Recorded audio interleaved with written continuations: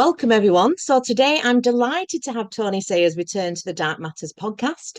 Tony was our first guest of the first series, and I thought it would be a great idea to invite him back for a further deep dive into the Machiavellian machinations of this, well, whatever the fuck this place is. And who knows, I might even let him get a word in edgeways this time. Sorry, Tony. I like to think my interviewing skills have developed ever so slightly since, but hey, we'll let the viewers decide.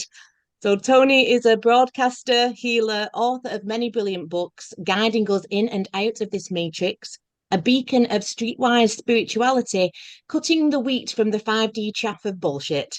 The new age truly is the new cage, and it really is for those that have eyes to see. The whole world is a stage, and as Tony says, rather than shouting at the movie, it is his belief that we need to go behind the screen to the projector and make the changes there. They want the great reset. We want the great reveal, revealing the wizard behind the curtain, transcending times indeed. And joining us is a very good friend of mine, Caroline Knight. Caroline is a professional writer with a fascination for all things metaphysical. She has spent much of her life researching and exploring this area and has a lot of experience with altered states. She was once a prolific activist, but gave up fighting the machine when she realized it was the Matrix. She was one of the founders of DMT Times, but has now stepped away from this in favor of a quieter existence where she can concentrate on her own writing, poetry, and gnosis. So thank you so much, guys, for being here. Tony, a pleasure to have you back with me.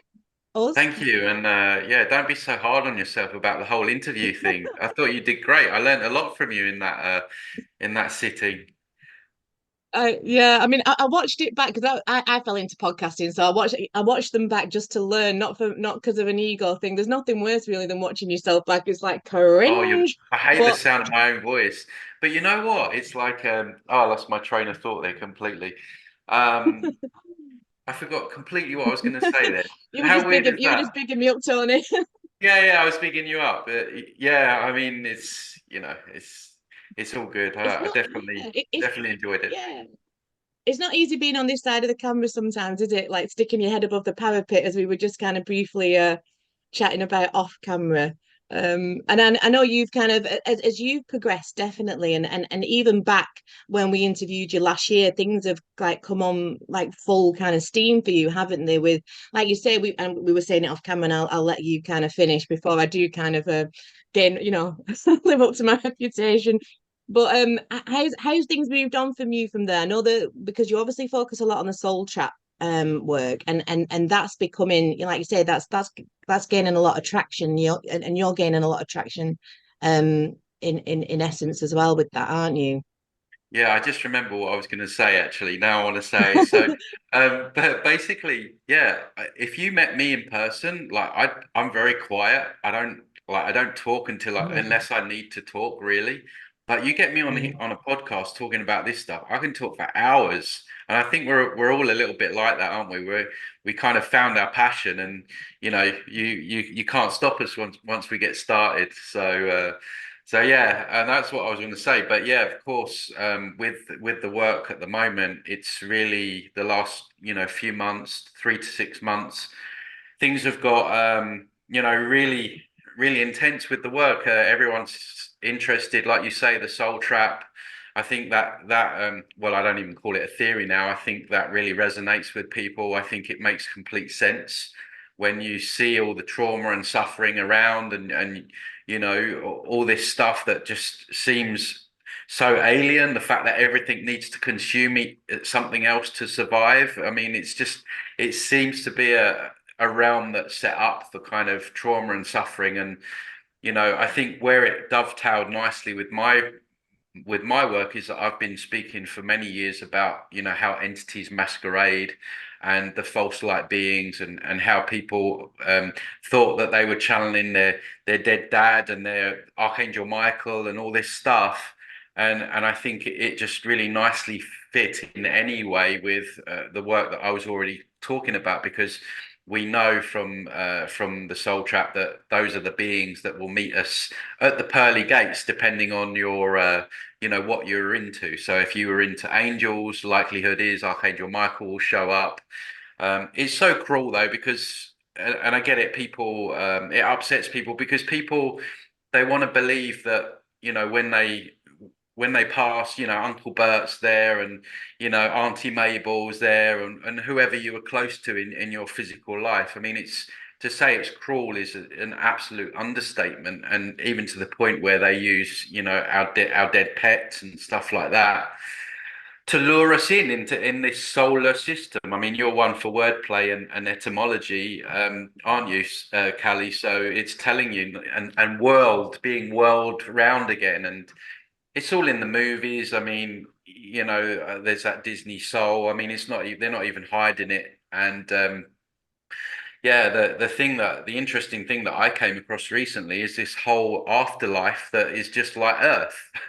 So I don't know if you guys saw the video on my YouTube channel, but it's basically an astral traveler that was basically talking about that there's this whole Earth-like realm up there or in the next dimension where people have jobs and money, and there's bars and hospitals, and when you pass, yeah, great, huh? So and this is the other reason why a lot of people don't like my work, is because people want to believe that when you pass over, that's it, it's all love and light, and we can just forget about all the trauma and the heaviness of this place. Well, actually, what I'm saying is, in some respects it just gets started if you go to the light in that respect. um, Yeah. so yeah, there's this what's happening. What I've realized is that all these NDEs that are being pushed out there right now, they are being shown like a false NDE. So all these channels that have got hundreds and thousands of subscribers, and these people that are on the Netflix series and all of that, saying that it's all right, Callie, when you die, Auntie Joan's going to be there, and Jesus is going to be there, and all your loved ones, and of course they get hit with the false light bliss, which I call the false light frequency, which kind of puts you in that kind of mesmerized state, the false light high. And so they're being shown that NDE. And of course, they're coming back saying, hey, you got nothing to worry about. It's all great. Like when you pass, don't worry about a thing. But it looks like the real stuff that's going on is you go to this. When you really die, you go to this and again, it's in movies. One movie to watch is protecting. Is it Defending learn your life. defending? What is it called? Defending your life. Defending your life, That's yeah. it. I'm so glad you remembered, because there was no chance I was gonna. Have you seen it? I haven't, but it was you Oh that my mentioned it, God. and I've put it on my list to watch. You Yeah. like if you don't watch anything else this year, you got to watch that film. Downloaded and waiting probably after this podcast, to be honest. Yeah, because I mean, I won't be a spoiler because you'll want to watch it, but for people that don't watch it, there's when you pass, you have to log in and go to a processing center, just like like where you'd go to get a new passport renewed, or I mean, it's just ridiculous. Twisted when And you think about it, really, isn't it? yeah, and then it just talks about all the life review where they tell you that they're not judging you. They make a very strong point to say that we're not judging you, but then you're watching a screen of all your worst moments, and then you feel judged yourself. And then they try and crowbar you back down with all the guilt and shame, and well, you need to resolve karma and all this nonsense, or if you're religious, it will be heaven or hell. I mean, it really, the algorithm works out on your belief system. So if you're religious, you'll be, you'll see hell or heaven or whatever. But if you're believing karma, then they'll hit you with that, like whatever your weak spot is, that's what they'll get you with. But that film talks all about that, and that astral traveler talks about how people in that dimension still don't know their own power. They still don't know that they can manifest money and food like just with their thought, right? And so they're working jobs in that realm to get money and food that you don't need to eat in that realm, but they like to do it because it feels like Earth, right? And so they don't realize that they have all these telekinesis abilities, and all these like authoritarian figures. They have police up there. They can just like make them hit themselves with the bat. They don't realize that they have all these powers, and they're still working jobs and still signing in at processing centers and doing all this like matrix stuff. I mean, it's just incredible and incredibly frustrating, You as were well. you were saying it, weren't you, as well, Caroline? Like, I'll hand it over to Caroline.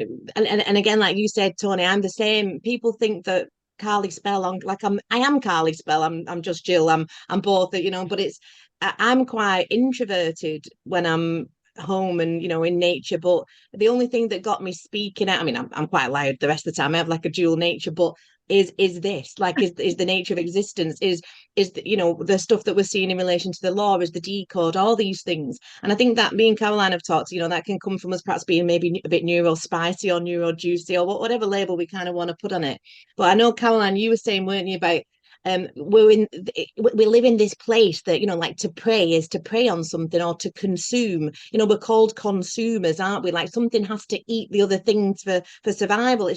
It's this miserable blood sacrifice, yeah, place of commerce, like consuming commercials, like we're sold it, and we, because we believe it, we perpetuate it. Like, so I know Caroline is absolutely hot on these topics. So when I said you were coming back on, you'd agreed to come back on the podcast, she was like, can I said, come and do it with me, because I was like, Caroline's brilliant with this stuff. So I'll hand it over to Caroline, because I know Caroline's got quite a few questions she wants to poke at you. I've got a lot. Yeah, so I think those topics we've just discussed will probably naturally come back to anyway as part of the conversation. And I have a few things to say about that, but I kind of just want to take it back a little bit and get to the origins of this from Tony's point of view as well. So I was friends with you, like I said, on Facebook for years, Tony, but we were just activists then, and I think we were more focused on, the manifestations of the Matrix. So I don't know, at some point along the line, I kind of dipped out of all that, and I didn't get onto dipped out of me. Dipped out of you, yeah. That's it. All right, many people have dipped out of me down the years. Don't worry. I'm pretty sure you didn't offend me. I'm quite hard to offend. Oh, really? Okay. Yeah, very hard to offend. Depends who you are. But yeah, I kind of saw the futility of fighting the machine, I think, and that was it. And eventually I started to realize that this was all a very let's say it had spiritual origins, and I began focusing on that. So I lost you along the way somewhere, and just recently I'd been looking into the soul trap stuff kind of obsessively and reading about it, and had loads of synchronicities around it and all sorts of stuff. And then you popped up again. I thought, I know that guy. Where do I know him from? And then I remembered you were like a fellow activist on Facebook back in the day. So I thought, well, it's interesting that someone who was on the same sort of page as me 10 years ago is on the same sort of page as me now. And it's like the trajectory's probably been quite similar. So I was wondering how you'd kind of come to that. But for me personally, it was very much like my own personal experiences, my altered states, that were teaching me more than anything I was reading in books or anything I was concluding through logic. So I wanted to give you like a tiny bit of background on that, because it's kind of relevant to where I want to take the conversation, and I want to know what your story is around that as well. So personally, I came at this through shamanic plants and DMT, which is now an industry, well, it is an industry, yeah, a field that I'd say is pretty much corrupted and taken over by the new age in most places now. But I did have a lot of powerful experiences, and I worked with them for about 10 years. And then I had one experience with DMT, which you would call demonic in nature. There was, no other way to look at it. And from that night onwards, things got really challenging for me, and it went on for about 10 years. I'd say I opened a door I couldn't close again, basically, through that experience. And then I had like 10 years of relentless entity attacks. I mean, it really was full on, and it went on every single night, sometimes really, really heavy, weird stuff, poltergeist activity, the lot, really, really strange, abstract experiences. So it's a long story, but over that period, I was having like out of body experiences, which were really bizarre. And I was returning like I'd been somewhere, but I couldn't say where I'd been. And it was with what I'd call like negative epiphanies was the word that I've come up for it. So I'd never recall the vast majority of the information. It'd be like 95% of what I just realized would go, or the context of it would go, within 1 minute of me being back in my body. It was like it was mind wiping me. So whatever it was I was figuring out about the soul trap was basically like being taken away from me, maybe in case I blabbed, because I have a tendency to do that. But what I did retain was something like themed downloads. So I was getting like truths, like I really viscerally understood them. And one of them was, my whole life's been a lie. I've been tricked. I'm not real. I'm dead. And I'm stuck in an infinite loop of the same life. And it was that last one, I'm stuck in an infinite loop, that absolutely floored me. And I mean, the horror and the panic that I would go through. And this would happen several times a week. And the weird thing was, when I'd come back to this reality, I wouldn't know where I was, what was going on in the room. And I would dive onto my watch, which I found really weird. I didn't know why I would do it, but grabbing hold of my watch would be the thing that made me aware of where I was again. It was like the symbology of it obvious now. But I didn't, at the time I was just like, oh, it's like grounding me, grabbing this watch. It was horrendous. So this was going on, but it took me a really long time to piece all this together into what it actually meant. And it's only been probably over the last 6 months, to be honest, that everything that happened to me has made perfect sense in the context of a soul trap. So since then, I've had loads of corroborative information coming my way, seemingly synchronicity, like massive avalanches, downloads of information confirming questions I'd literally just thought of. You know how it goes. It's like I've opened that door and I've figured it out and I'm kind of just there. But I think it was my own personal experiences that helped me understand the nature of this realm, really, the soul trap. So I was wondering whether you had experiences anything like that. I know you're not into plants or anything, so maybe not from that, but what was it that kind of was needling at your mind to make you realize that it was a soul trap? And I wondered whether you had like a Gnostic viewpoint on it, as in the demiurge created the entire reality, or another version. Yeah, so I mean, your story there is interesting, and I'm glad you're honest about it, because what you talk about there is what I warn people of, in terms of, smashing your consciousness open with, you know, plant medicines and DMT. Like it's the part no one wants to talk about, and it's also the part that annoys me, in respect to the people within those fields don't want to talk about it. They don't want to talk about the entities that, I mean, you said yourself, you opened like a doorway and then you were getting constant attacks. So this is a theme that I've seen down the years, but I've received so much hate for explaining this side of things, because there's a lot of people invested in that kind of stuff. So I just wanted to highlight that point. I'm getting a bit of deja vu now. You're talking about repeated life. I keep getting deja vus on these podcasts, which are really weird. But yeah. So with the epiphany with the soul trap, I actually heard about the soul trap maybe like I don't know, 7 or 8 years ago. Tricked by the Light. I don't know if you know that he was like the OG, I think, of that, and it resonated then with me, and I even then I knew I wasn't going to go to the light tunnel, but I think I was so consumed at that point with other aspects of understanding entities, the false white light, a lot of the implants, the etheric implants, the chakras, all this kind of stuff, that I was still, it was almost like I had to I had to understand other things before I really got into that. And now when I look at how everything's panned out, I couldn't talk about it with as much confidence as I do if I hadn't been doing what I've been doing for the past 10 years, and working in the field that I've been working in, and working with clients, hearing their stories.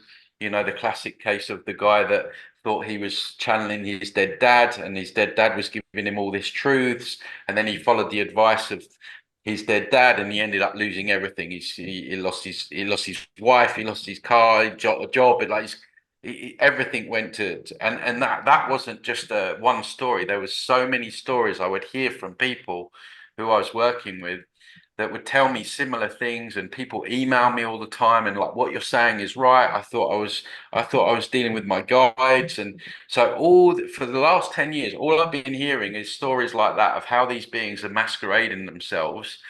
And then I don't know, it just some people started talking about it more and more.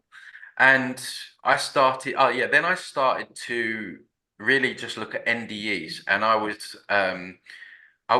even now I watch a lot, but I would watch hours and hours of these NDEs and what people are saying, and I was, seeing the themes of where they would meet these entities, and I could see how they were masquerading, and and then as other channels started speaking about it more, I started speaking about it more, and I do reviewing New Ages. I review all the New Ages because breaking out of the New Age psyop is essential to breaking out of the soul trap. Because if you're a New Ager, chances are you're going to get hooked back round in the soul trap. Because if you're a New Ager, you're going to believe in guides, you're going to believe in Archangel Michael, you're going to believe in friendly aliens, and who's going to show up at the pearly gates? It's going to be those guys. So this is why it's important for everyone to not have any rigid matrix belief systems. Religion would be the opposite side of that coin. All these people that think, and the matrix they'll send Jesus. They'll send Jesus or God. I mean, there was one that I reviewed where God was telling the woman, she said, "Oh, I met God, and God told me I had free will." Kept saying that she had free will. "Oh, you've got free will, you've got free will, but you need to go back down to your body." "Oh, well, I don't want to go." Well, you need to go. You've got a mission, you've got a purpose, yada yada, all that BS. And then in the next breath, she's saying, "I was stuffed into my body." She uses the word stuffed, right? So here's God, right? The loving God, saying that she's got free will on the one hand, and then literally stuffing her back into her body. So anyway, I just spent so much time researching these NDEs, and one thing has just led to another, and then just really, what's been painful for me the last few months is, and I think we should go there because I think it's important to go there to get an understanding. Just, there can be no doubt, I don't think, and the New Agers will tell you otherwise, that this realm is set up for pain and suffering. We spoke about how everything needs to consume itself. I'm not vegan anymore. I fell into that one a little bit, but even now, I think it's still messed up. I still think it's a bit messed up that we have to consume things like to survive. And so, you look at the constant wars, the famines, how we're kept in scarcity all the time. We've all got to like pay to live here, and we're all worrying about like trying to buy food, and it's just constant, constant, constant. And then what was a really painful rabbit hole was, I just started thinking about the human body, and we're told how the human body is great. We're always told how it's this wonderful creation. God created the human body. Well, is it really that great? Some people go through months, years of disease, pain, suffering. Some people, lose their ability to walk. They go blind. You got kids that get brain cancer. I mean, it happens, right? These are not extreme cases. And so I'm thinking, it sounds a bit, the body's a little bit like a kind of torture device, really, torture for the soul, right? So when you understand that these entities feed on Loosh, all of our negative emotions, our fear, our suffering, our pain, our depression, and all that kind of, well, they feed on all our energy, but they like the low frequency stuff. If you could design something which you could extract Loosh from, for a period of time, years, and then when it comes to death, which ironically has the word eat in it, death, eat, right?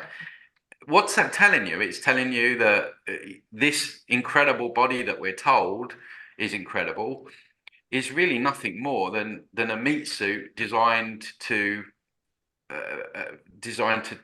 harness Loosh from, in my opinion.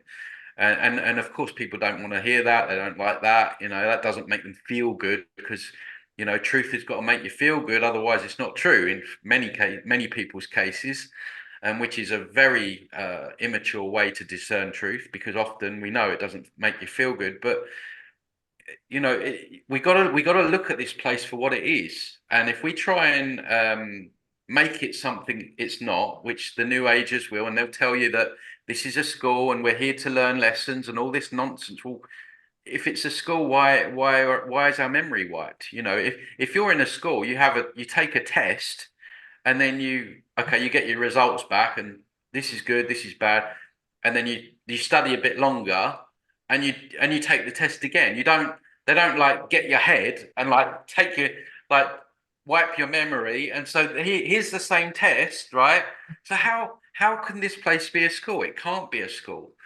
And so that's why we call it research and retire. And we're doing, again, Carly, you'll like all this, all the etymology of the words, that we're doing it all over again. And then you look at the symbology of the New Age, the infinity sign, it's the loop, and all this stuff. It's all there in our faces.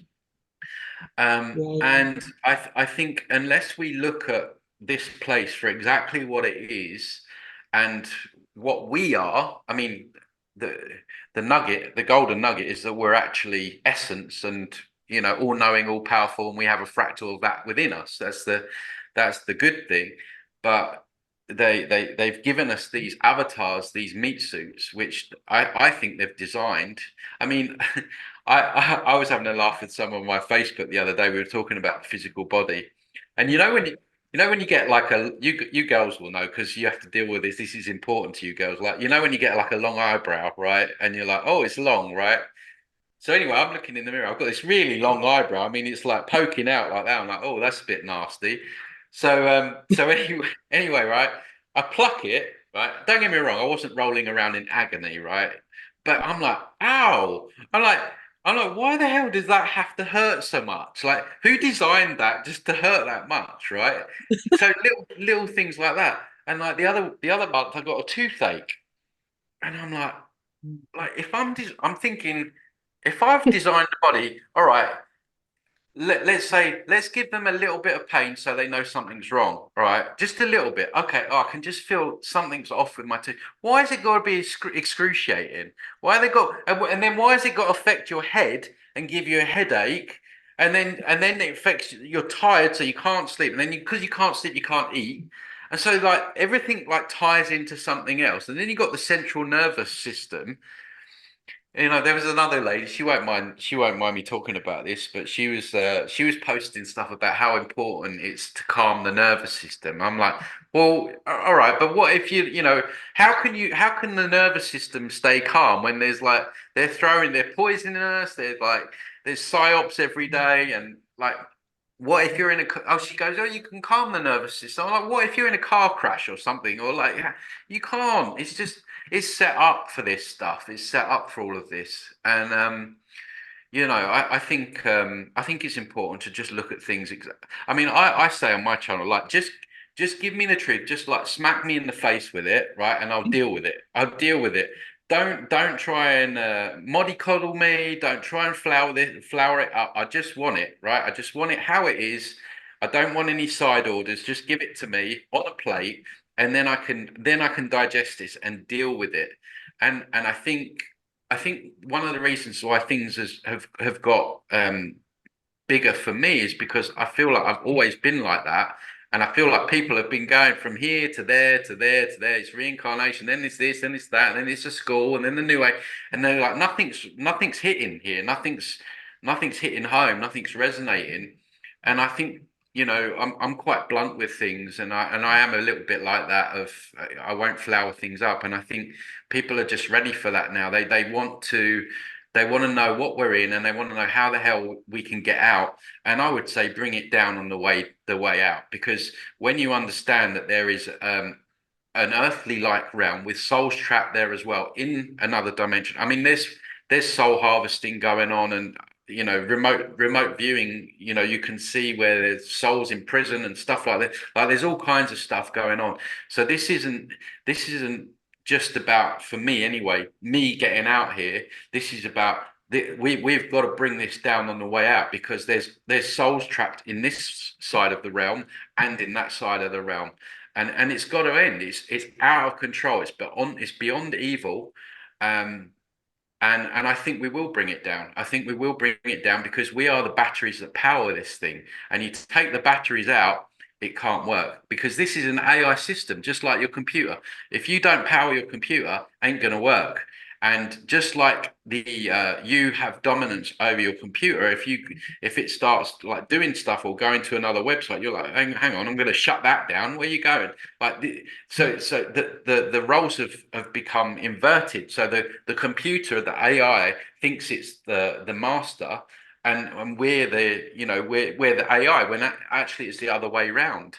And for me now, I want to, along with everyone else, I want to bring this thing down, because it's cruel. It's incredibly cruel. And going back to your original question, Caroline, you asked me about the Gnostics, and do I think the demiurge is God? Yeah, I do. I do believe that this is an evil God, and it is consuming our energy. As you were saying, Callie, with the consumerism and all that, it feeds on our negative energy and all our energy.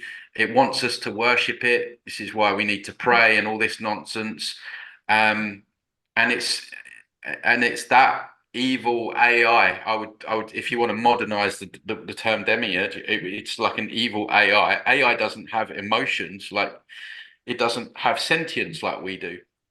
And so with its henchmen, all these entities, these, reptilians, draconians, serpent entities, it's teeming with entities doing its bidding as well. We're just in massive spiritual warfare. And I think, I'm not saying that we've won, because that's very much a new age concept. And I think we've got a lot more work to do.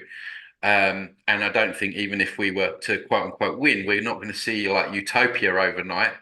But I do feel like we've cornered a rat, and I think this is why we're seeing. Like, do you remember, like, Caroline? You'll remember, if we've been friends for 10 years or whatever it was, like there used to be a psyop one every 2 or 3 months, or maybe one every 6 months. There's one every day now. I mean, like, if it ain't a monkeypox, it's a war, or it's a riot going on. I mean, it's just like you can't keep up with it. No, it's turning them out left, right, and centre now, just to keep people as confused as possible, not knowing what to believe, what to look at, anything but look at yourself and look at the image. Absolutely, yeah, and that's how they set this up. This is why I tell people that, like, even things like the higher self, like, why do you like go to the inner self? The higher self is just an entity that's masquerading as well, by the way. Yeah. So so it's angels, it's Donald Trump, it's Jesus, it's out there, it's out there, it's out there, it's out there. It's the new one on who's the new one? The one that's faking that he's got Parkinson's. Robert Kennedy. It's like it's like your guides. It's the Galactic Federation of Light. It's like all the Matrix the Matrix doesn't care what you look as a savior. It cares if you look at yourself. And when we all go inwards and we look at, and we realize we have to save ourselves, then we'll all be saved anyway, because the batteries will be taken out of the matrix. And so, yeah, I feel, I mean, I don't know, but I just feel that this is coming down, and we need to double down our efforts to make sure that happens. Because an interesting sorry, I'm yabbling on here. This is what I mean. See, I just go and go. But there was an interesting concept that resonated with me. One lady that I had on my channel, she was saying about how, like, the new age has hijacked the term light worker or star seed, and to get people to stand down, like just think love and light, never focus on the negative, just keep your vibrations high, all that stuff.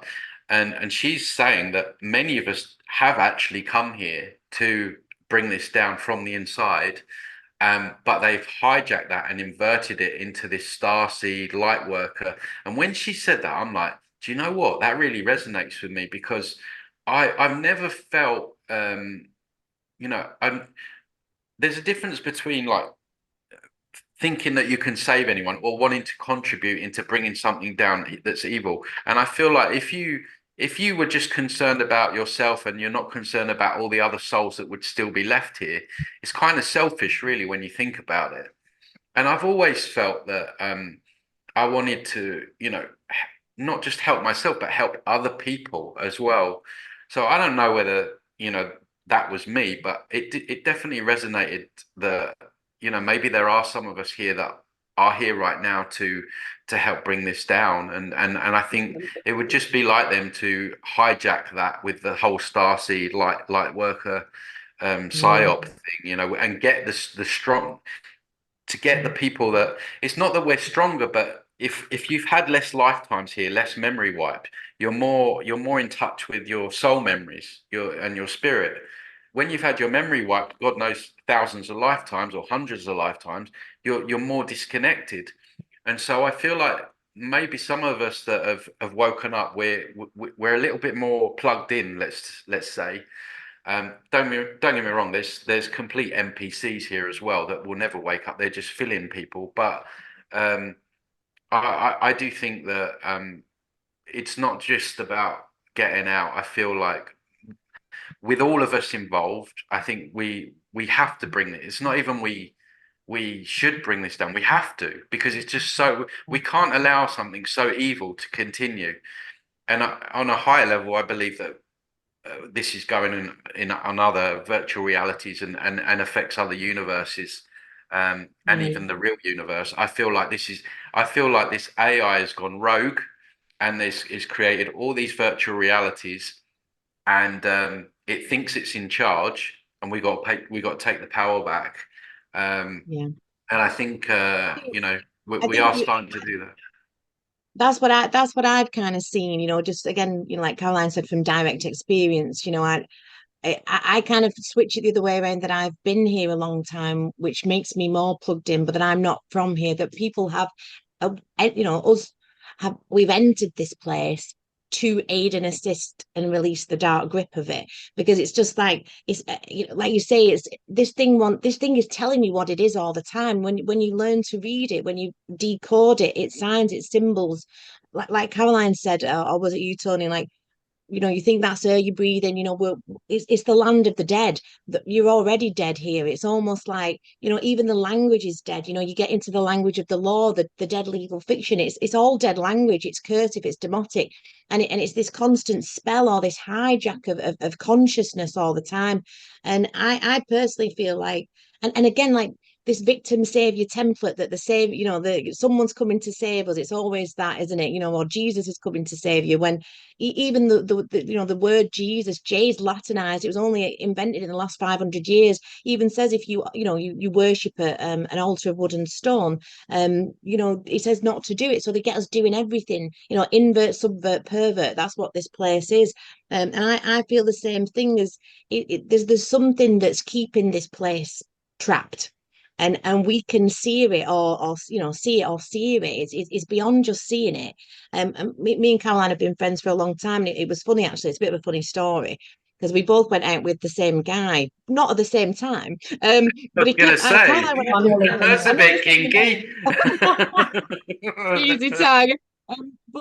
And then I went out with after. He kept going on about this Caroline. Oh, so I kind of found her on Facebook, and I said, "Dude, well, she's more interesting than you." I thought we've been since, because I read her writings, and the rest is history type of thing. But there's certainly some kind of hybridization of whatever humanity was or has become by these entities. And that's kind of been that's just the science, man. We've got 23 chromosomes, and they have the X, which is the 24th, that's where you've got Twitter X, ITV X, XXX. They're signaling to each other all the time. And whatever this place is, it responds to us as we kind of react. But there's definitely, our consciousness has definitely been hijacked to that point.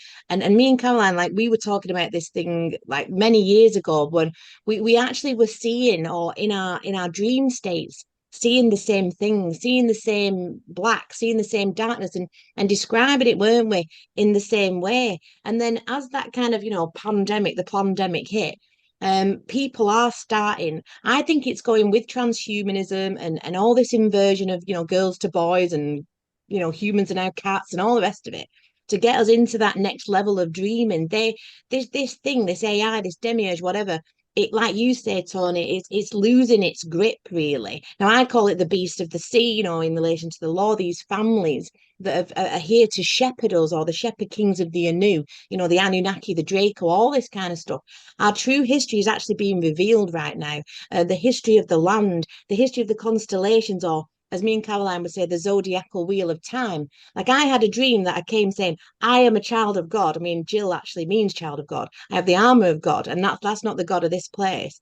And we're here to break the wheel. And it's about breaking this wheel of time for me, that we are this energy, like you say, we're these soul sparks, and we've been condensed into matter by time. And time is the big construct of this AI, this demiurge, whatever. So that we've all started to think this is real, and we've all forgotten who we are. And it's this, like I say, we're in this level of the dream. And you know, your website is transcending times, and it's about holding back these timelines because we can see it.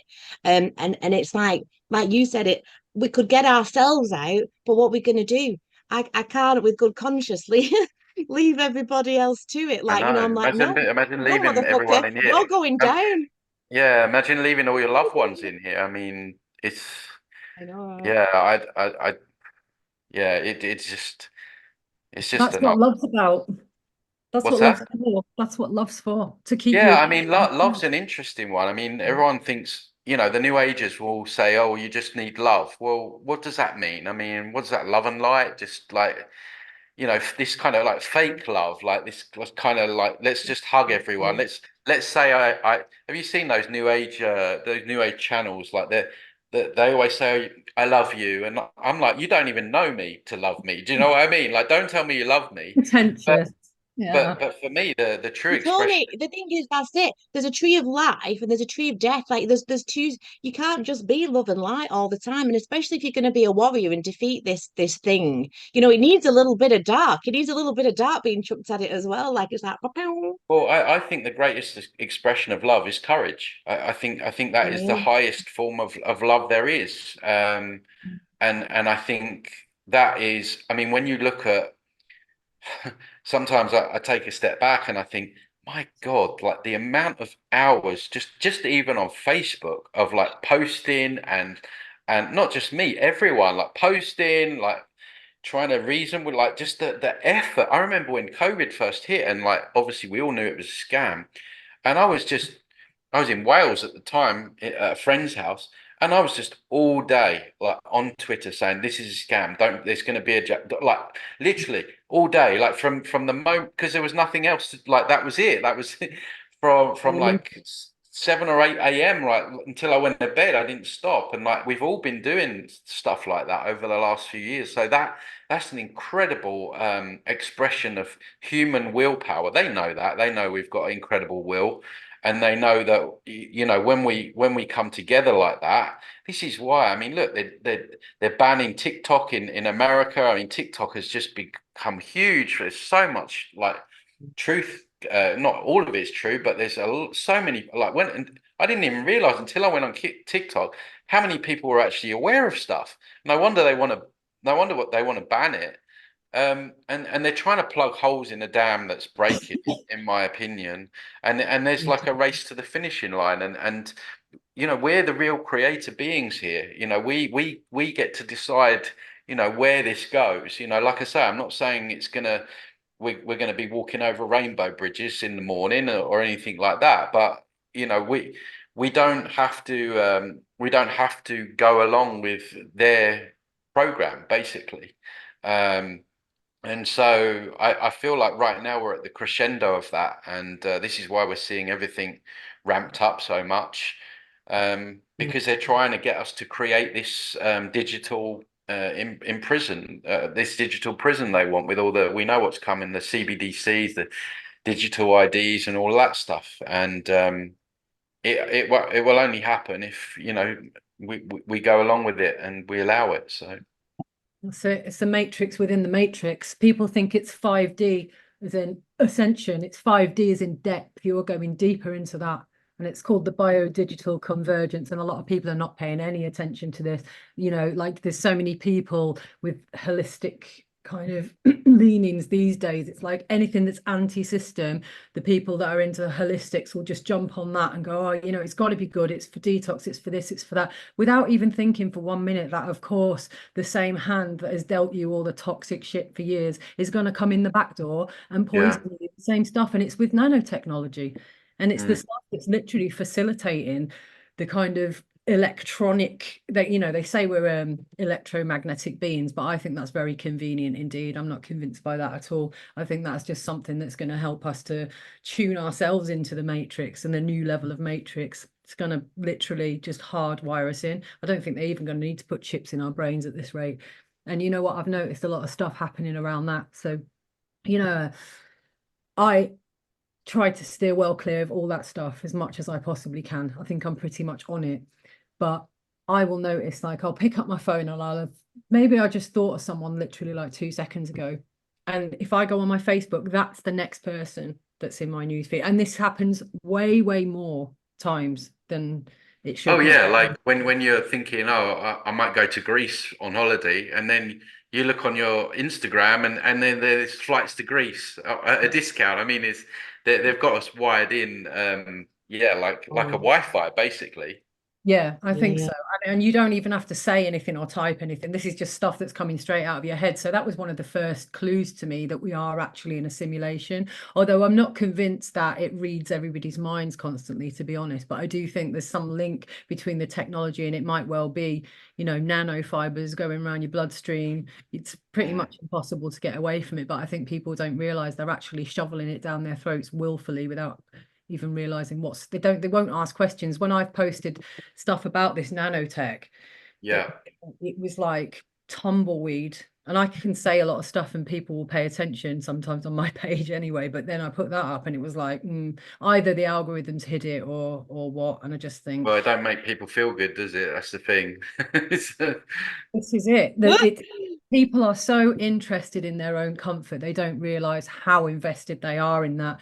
You know, But they it's think an illusion. The feeling comfortable is an illusion, because the new age is a prime example of that. That will make you feel all gooey and warm for sometimes months, if not years.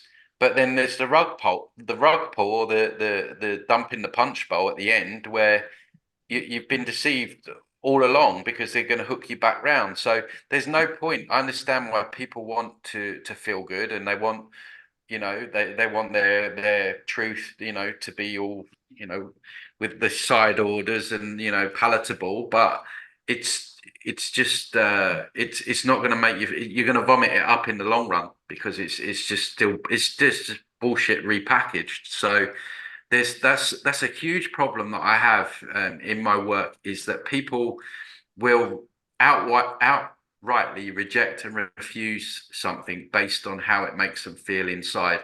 Prime example was that the video of you know, the astral traveler talking about the earthly realm with the a lot of people took it on, but a lot of people were like, no, it can't be, because of course they don't want to believe that stuff like that's going on when they pass, so they reject it.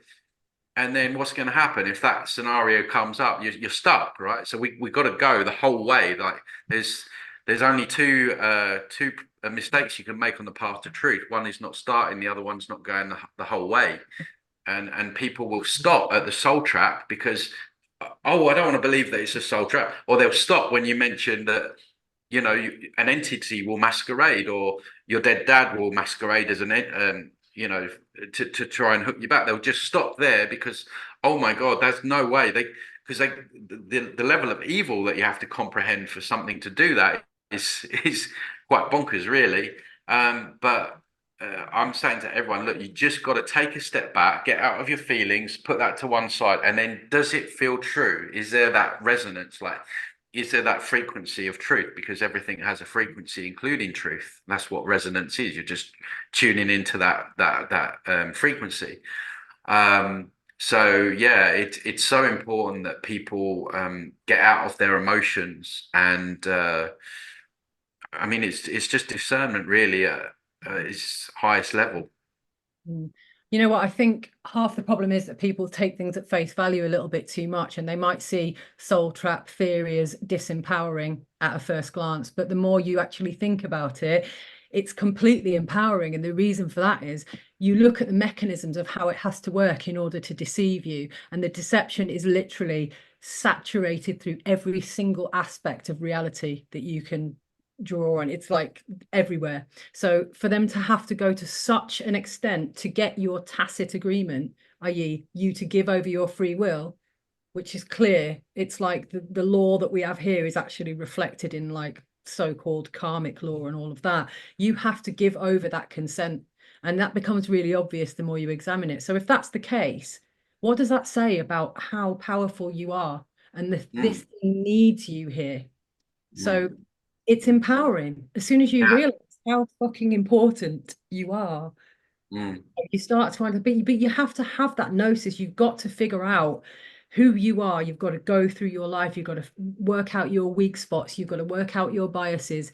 You can't be just like emotionally reactive to the first thing that comes up that you love or don't love.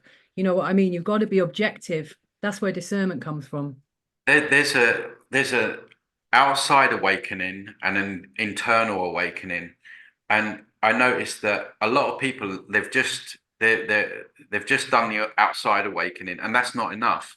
And those people are the ones that will think Trump's going to save them, think Robert Kennedy's going to come and save them, think that they're guides, because, like you say, they haven't gone down they haven't done the introspection and the work on their own consciousness, and to really sit with themselves long enough and figure out who and what they are internally. And unless you do that, you're always going to give yourself over to authority, even if you feel that authority is quote unquote good. Well, you know they're not good. They're wolves in sheep's clothing, because you don't realize your own power. You haven't inner awoken. So I think there's different levels of awakening. That's what there's different strands to the web. And so people can wake up, and then the next thing that you know, they're in the new age, right? So they're still in the matrix, they're just in another strand of the web. So there's all these levels, all these strands to the web. And so we have to, it's a little bit like snakes and ladders. We need to keep going, and then up another ladder, maybe we'll take a wrong turn, we'll come down on the snake, but then we realize that, and we go up, and then we exit the game. I think there's a lot of truth in that game, really, when you liken it to what we're in. So for sure, it's that internal awakening and just realizing, hey, we're the creators here. We're, that God or whatever you want, or whatever you're seeking outside of you is in you. Is in you. Like there's no need to keep looking outside. And that, like you say, is the most empowering thing. So underneath all this dog shit, right, there's a pearl of the soul trap and the entities masquerading. It's like you go in and there it is. There's the pearl is in the middle, but you got to go through the dog shit. Excuse my really bad example of. I'm a proper swan. I'm from Bolton. Yeah, Where were you from, Tony, originally? I'm Because from you Northern, Southend. obviously. I'm Are you from Southend? Southend. I'm an Essex boy. Yeah. Yeah, Oh, friend boy. I was calling you Northern then. I thought you sounded No, more like Northern. Northern Twang. Northern. My nan was from Really, Hartlepool. I must just be like thinking everybody's northern these days, but yeah, no, absolutely. See, like the kingdom is within, and it's that inner alchemy, isn't it? I know personally, I've had that many long dark nights of the soul, and it is facing your own death, it's facing your own fears, it's facing yourself. And in this program, in this simulation, if indeed I think that's what this hijack is, then it's definitely if you've not done that, then like you say, you're going to be looking for someone to save you all the time, and God, and I don't really like even using that term because it's got so many connotations with it for so many people. So, but it's just for ease. The creator, I like to say generally, and that's outside of this. And I think a good friend of ours, Angie Hinks, talks about she's an amazing writer, amazing thinker, and she talks a lot about this, the dream within a dream and this layer of dream. And she says, where is it you think that you're getting out to? Yeah, we know that there's some kind of imprint or some kind of hijack. And then what's underneath that, like you said, we are the creators we are the powerful ones. I think we are the Elohim.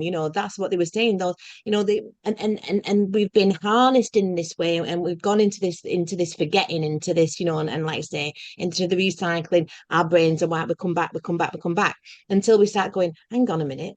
This looks familiar. Caroline looks familiar. I've had this conversation before, and it is that Matrix moment in when the black cat walks past and he goes, it's that deja vu thing, and he's like, was it the same cat? And I think it's being codified to us, isn't it, again and again, and we're being told it again and again. But until your demons in computer programming like daemons, DAEMONS, when you face your demons, when you alchemize that. And that's why I call my stuff dark matters, because people are like, why do you call it dark matters? Oh, she's dark, she's a shield, she's a witch burner type of thing. But it's like, Everyone's a shield. no, because if you're not going to do that and harness and like I say, alchemize that inner darkness, then for right action, whether that, like you say, is courageous to speak out and being relentless. I think that's one thing that I am. Like, I call myself a whack-a-mole. You can whack me down, but I just pop back up, and I pop Yeah, back I'm up like just that. that It's bit wiser annoying and though. stronger, right? It becomes you. Someone asked me on another podcast the other day, like, how do you find joy? I was like, how do you find joy in a realm of fear, suffering, chaos? And I was like, I'm Yeah. joy is not something that I really. I'm not. That's like not my be all and end all. Really, this is my be all and end all. Like, I want to get out of here and help others get out. That gives me. I wouldn't say joy, but that gives me satisfaction. Obviously, there's moments of fleeting joy. When I'm diving, I'm a big diver and all that stuff, and I love all that. But you know, am I ever going to be totally in a joyful state in this place? No, right? I know what's coming down the line. I've got loved ones that are going to die. I know that they're going to suffer. I'm going to have to witness all of that. I'm going to suffer at some point. I mean, let's be real. I mean, this is so it's just like I just feel that it's just something that needs to end here. And I think when I'm out of here and I see everyone else is out of here, then I'll look at joy.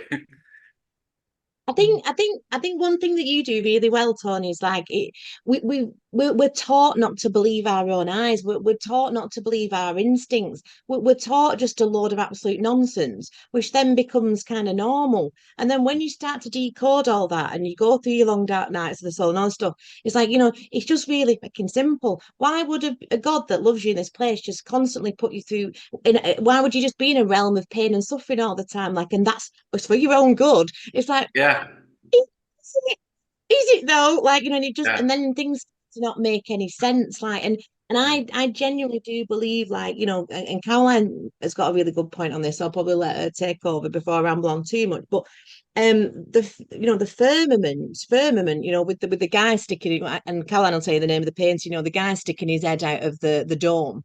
Firm means stubborn.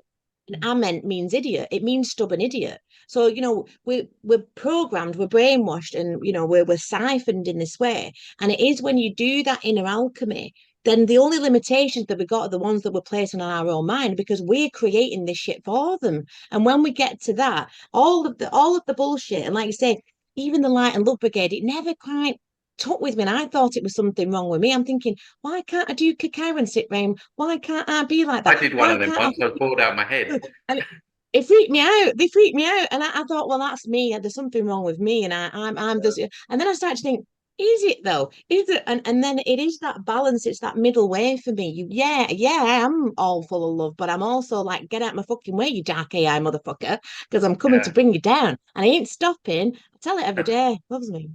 absolutely. Yeah, But Caroline, definitely. what is that painting called? What? That's called the Flammarion engraving. It's a 19th century engraving done by an anonymous person. Nobody knows who, but everyone will have seen that. It's used throughout, I'll like, try and put the image up. what's that? I'll try and put the image up, like on the Yeah, chat. yeah, it's Well, it's really interesting. But basically, it depicts depicts a guy who's in a dome, and in the top of the dome you've got all the stars and everything that we understand the universe to be, but within the dome. And then he's sticking his head out through the dome and looking up into the sky. And it's obviously, because it's from the 19th century, it's a little bit rudimentary in the depictions, but it's technology that he's looking at. It's wheels and things like that, and that was technology back then. Really, you know, the technology we've got now, they wouldn't have been able to depict. So it's not as obvious to people, but when they actually look at it, it quite clearly is machinery. And so that takes me on to another point. We were talking about the wheel, which people tend to see during trips like salvia trips, for example. There's a theme throughout that where people see themselves becoming part of the wheel of time, where they're like pages flipping in a book, and that's their lives, and they see that and they understand that they're on this unstoppable wheel, basically. So they see what's like I think it's called the Bhava chakra in Tibetan Buddhism, you know, the wheel of samsara. It's the Don't get same. me started on chakras, but yeah, go on. Yeah, no, I'll get to chakras with you because I've got a really interesting thing to mention to you about that at some point soon, if that's okay. But what people are seeing in these altered states, I mean, I don't know what the guy in the Flammarion engraving was seeing, but he was obviously seeing something that's beyond what the normal senses can convey. So people are seeing these wheels in Datura trips, in DMT, and in salvia, mainly salvia, but other people are seeing gleaming machinery in the sky during DMT trips, and I was one of those people, and I never knew what it was. So I was in a dome, I was on the bottom looking up into the top of the dome. It was completely pitch black, and in the top was this huge, it was like the machinery just took up the whole dome in the top, and it was like gleaming silver, with everything was moving, and it was churning out, and it was spitting out like colorful rainbow like sparks. And I actually have come to understand that what I was looking at was soul recycling through the machine. And I've seen other people talking about this since then, the machinery that they've seen in altered states in the sky. And I think that's what it is. So that's potentially what that guy was trying to convey. I don't know, obviously probably not through DMT, but through whatever his channel was, he's seen that. And it's a really, really interesting thing, to be quite honest. Yeah. Yeah, no, definitely machinery and AI, definitely in some kind of computer. So definitely resonates. But on the chakra front, so I had a really weird thing going on with my chakras, and it started probably a few years into that 10-year period of messing around with entities messing around with me, that is. And I would get, just before I'm going to sleep, so I'm like in that hypnopompic state. I'm not fully asleep, but I'm like going.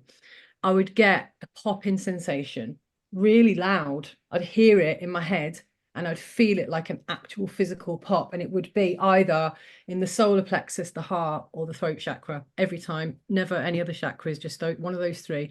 And it would always precede like really awful night of astral weirdness, like really weird stuff happening that I wasn't able to explain to anyone or put into words, or like entity interference. And it was just a total like reliable method of me knowing what was coming. So I never found anything about that in any books anywhere for years. And then the other day I kind of worked it out for myself what was going on in the end. But you said in a video the other day, I heard that chakras are basically plug sockets for entities to attach. And I thought, that's quite clearly exactly what it is, because that's all my experience. I wouldn't have even believed the chakras existed because I had no real evidence of that, except for those experiences of feeling them pop and then being in the exact spots where the chakras are supposed to be. So I was like, yeah, clearly there are chakras. But yeah, that's what was going on. They're literally plugging you in, like. Yeah, absolutely. Yeah, that's all they are, and people love them. And if I've got any pushback down the years, most of all it's over the chakras, you know. So, because they're the rainbow colors, they're the lotus flowers, they're people love the chakras, and I just see them for what they are, which is just an etheric implant, one of many etheric implants, probably the main etheric implant that we're subject to. And yeah, it's not the only way that entities lock into our energy field and mess with us, but it's one of their main weapons. Let's say if they've got an arsenal of weapons, the chakras is a big one. And so yeah, that's basically what you said is what's going on with them. Yeah. Have you heard of Cameron Day? Yeah. So I just found this guy the other day. I mean, I'm not fully aware of what his school of thought is, but he did a video about revoking soul contracts and stuff, which I found quite interesting. But one of the things he said in that video was that the chakra system is not organic at all. So he's obviously got onto that. And he was saying that the three organic energy centers of the brain, the heart, and the gut, which we kind of like, we know Yeah, that your Dantian points. I've been saying that for years. Yeah, the Dantian points. Ah, okay. So I didn't know you were saying that, but yeah, so that makes perfect sense to me, really. That we just need to ignore the chakras as much as possible and actually just tune into the harmony between those three intelligence centers, which is what they are, isn't it? Yeah. Yeah. So you remove chakras, is that right? I think I saw something. Yeah, well, like I say, the chakras is just one of many etheric implants that we have. For example, we have a lot of etheric implants around the heart. They don't like the frequency of the heart, the expansion of the heart. So there's often quite a lot of implants around the heart. I mean, honestly, like before I started working on the heart, I thought I'd never felt my heart energy before. But when you remove all this junk, you can feel it. The brain and the head, obviously, anything to slow down our cognitive abilities, our memories. There's certain implants that they put in to stop us from lucid dreaming or astral traveling. And I mean, the hijacking is just another level. I mean, we could do a whole show about the energetic hijacking of the human energy bodies. And again, what does that tell us? It tells us that we're incredibly powerful, and left unchecked without all that interference. Well, there's less loosh for them because the chakras, it does turn down all the mind chatter. One of the main benefits that people report is the fact that the mind goes quiet for the first time. I mean, it's like you don't realize how many of your thoughts are not your own, literally. And so yeah, it's one of many different implants that we're subject to, and just like what the things that Elon Musk is bringing out now with the Neuralink and the microchips, they're already there in the astral. So what we're seeing now is just like a as above, so below scenario. Yeah. All that stuff's already in the energy bodies, and yeah, it has effect on our daily experience. If you've got all those voices in your head saying, oh, you can't do this, no one likes you, you can't be, no, you're not good enough. Yeah, they're playing on all your subconscious wounds all day, 24/7. It's like, I mean, imagine the loosh that's being created just from those voices in your head, because what's that doing? It's ramping up your anxiety, it's ramping up your fears. And so you take that out and, you don't have all the mind chatter. Not that it completely goes, because like I say, they have other things, but it's like, imagine it's 100% bad, it's down to like 30%. It makes a big difference. And not only that, the chakras compartmentalize your energy. Like, why would an intelligent creator compartmentalize your energy like that? Why do you have to keep balancing them all day? Like, oh, my root chakra's out today. Oh, me head, Yeah, see that I'm with you on that one. It doesn't make any sense. It just yeah. It's becomes like, like it's so when another you form of remove, sorry, control, isn't it? yeah, when you remove them, it's like there's more flow. So you don't need to keep balancing them, or whatever Yeah. people are doing with them. But yeah, I mean, Mm. that's a hard one for people to get their heads around. They're people are so. I mean, people hate me for talking about the chakras, like literally hate. Like it's like I just like killed their mum or something. I'm just talking about an implant is, but I know what it is. It's the entities working through them, like attacking, because it's an important one for them. They don't want people. They don't want people messing with their chakras.